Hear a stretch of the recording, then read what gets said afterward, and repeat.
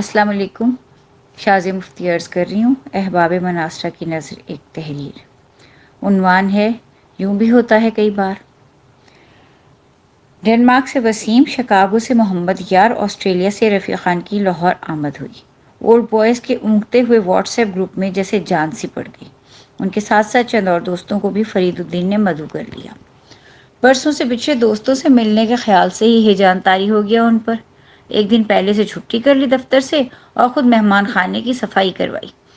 Air conditioning system کی کارکردگی، غسل خانوں کے صابن تولیے، باغ کی گھاس کی تازہ چھلائی، پودوں کی تراش خراش، نئے برتن گلاس، گھر سج گیا. حتیٰ کہ تازہ پھولوں کے گلدستوں تک کا آرڈر دے کر آ گئے. اس قدر کھل کھیلنے کی وجہ تھی بیگم صاحبہ کا گھر سے غیر حاضر ہونا. آج موصوفہ کا بیوٹیشین سے اپائنٹمنٹ تھا اور پھر شام کو کٹی پارٹی، جہاں سے واپسی رات 10 بجے ہوئی. فرید الدین گھر بھر میں چومکھے لڑتے پھرتے رہے تمام دن، بلا کسی روک ٹوک کے. خانسامہ کے ساتھ بیٹھ کر عشائیے کا مینیو تیار کیا. کوفتے، پائے، چانپوں کا پلاؤ، بکرے کا قورمہ، 4 طرح کی سلادیں، فیرنی، شاہی ٹکڑے. اور پھر یاد آ گیا کچھ لوگ ریڈ میٹ نہیں کھاتے، اس لیے مرغ کڑھائی، مرغ مسلم، تلی ہوئی مچھلی بھی شامل ہو گئی. چند ایک سبزی خوروں کے لیے بھنڈی کی بھجیا اور دال بھرے کریلے کڑی پکوڑے کا اضافہ ہو گیا.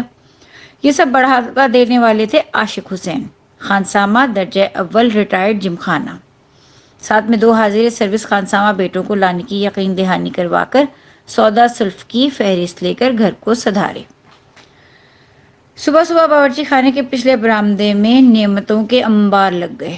تینوں خانسامہ اپنی چھریاں تیز کر رہے تھے. فرید الدین مطمئن انتظامات کا جائزہ لیتے پھر رہے تھے کہ اچانک جیسے گھر میں صفے ماتم بچھ گئی. رونے پیٹنے کی آوازیں سن کر جو پہنچے تو خبر ملی گاؤں میں عاشق حسین کی ساس قضائے الہی سے وفات پا گئی ہیں اور ان کا نماز جنازہ پڑھانے ان تینوں حضرات کو جانا ہے. دل کی دھڑکن بے قابو سی ہوئی. شکر ہوا کہ بلڈ پریشر کی دوا کھا لی تھی، ورنہ محمد عاشق کی خوش دامن اور فرید الدین کا جنازہ ایک ہی دن اٹھتا. خیر، لرزتے ہاتھوں سے کفن دفن اور سوئم کے لیے نوٹ پکڑائے اور بیگم کو اچانک پڑنے والی افتاد سے مطلع کرنے چلے. بیڈ روم کے ملگجے ماحول میں نہ جانے دادی مرحومہ کیوں شدت سے یاد آنے لگی. اتنی شدت سے کہ آنکھوں سے آنسو بہنے شروع ہو گئے. بیگم صاحبہ تک ٹٹول کر پہنچے، بھرائی ہوئی آواز میں پکارا تو کراہتی ہوئی بولی، ہائے کمر میں شدید درد ہو رہا ہے، شاید ریڑھ کی ہڈی کا موہرا پھر ہل گیا.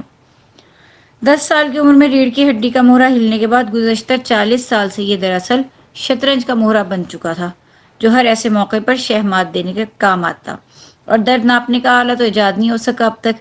یہ تو جس تن بیتے وہ تن جانے. کئی دفعہ بیچارے سچ مچ درد سے تڑپتوں کو جھوٹا سمجھا جاتا ہے اور کئی دفعہ مکر کرتے لوگ پروٹوکول لے جاتے ہیں.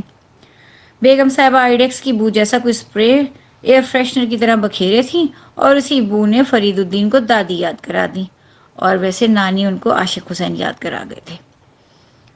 ہزار روپیہ کا گوشت سبزی مکھیوں سے بھنک رہا تھا. ڈرائیور اور ماسی کی مدد سے سوکھا راشن تو ٹھکانے لگایا، مینیو میں کانٹ چھانٹ کی. سالیوں کو ہمیشہ دشمن کی نگاہوں سے دیکھا کیے تھے اور بھاوجہ ان کو جانی دشمن سمجھتی تھیں. لے دے کے 2 بہنیں رہ گئیں.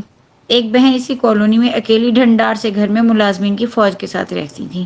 بہنوئی جہاز اڑاتے پھرتے اور لڑکے پیسے اڑاتے ملکوں ڈگریاں لینے کے بہانے پھرتے. مدد کے لیے سب سے پہلے ماں جئی یاد آئی. فون ملایا اور الف سے یہ تک ساری داستان کہہ سنائی.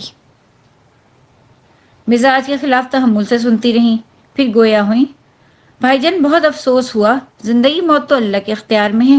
میں واپس آتے ہی عاشق حسین سے تعزیت کو آؤں گی. ابھی کل ہی تو دبئی آئی ہوں. افسوس تو فرید الدین کو ہوا شدید ترین، کیونکہ طوطا چشم بہن کا پالتو طوطا مکروہ آوازوں میں مسلسل پیچھے چیخنے کی آوازیں آ رہی تھیں اور سوچ رہے تھے اتنا سفید جھوٹ. خیر اب کیا کروں. پھر سب کچا رسد گاڑی میں لادا اور بغیر اطلاع دیے چھوٹی بہن کے گھر جا پہنچے. دن کے 12 بجے تھے. ناشتہ چل رہا تھا.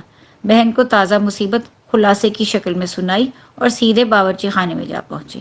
ڈرائیور نے سامان پہنچایا، اس کو وہیں مدد کے لیے چھوڑ 6 بجے تک سب تیار کروا کر واپس آ جانے کی ہدایت کر کے گھر کو بھاگے. باقی انتظامات اور موہرے کے ہاتھوں چت بیگم کو دیکھتے دادی نانی یاد کرتے 6 بج گئے۔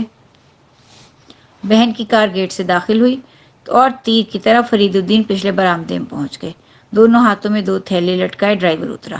صاحب کے لپک کر پہنچنے تک وہ باورچی خانے کی میز پر بوجھ اتار چکا تھا۔ 60 ڈبے میز پر دھرے تھے۔ سیانے ڈرائیور نے ڈبوں کی طرف ہاتھ بڑھاتے صاحب کو مشورہ دیا، سر جی میں 1 گھنٹے میں کسی ہوٹل سے سب لے آتا ہوں، مہمانوں کے آنے سے پہلے۔ آج سر آپ آرام کریں، برکت ماسر میں سب سمیٹ لیں گے۔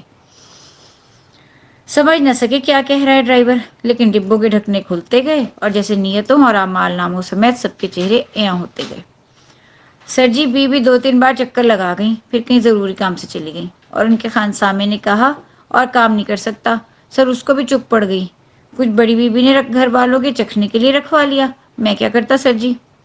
2 ڈبوں میں رکھے 8 کوفتے، 3 میں پلاؤ اور ایک سے جھانکتے بھنڈی کریلے اور باقی کچا سامان۔ ہارن کی آواز کے ساتھ فرید الدین زمانے کی کجدائیوں پر سر دھنتے مہمانوں کے استقبال کو چلے، اور ابھی کچھ لوگ باقی ہیں جہاں میں کی تفسیر بنے ڈرائیور کھانے کے انتظامات کو باہر لپکا۔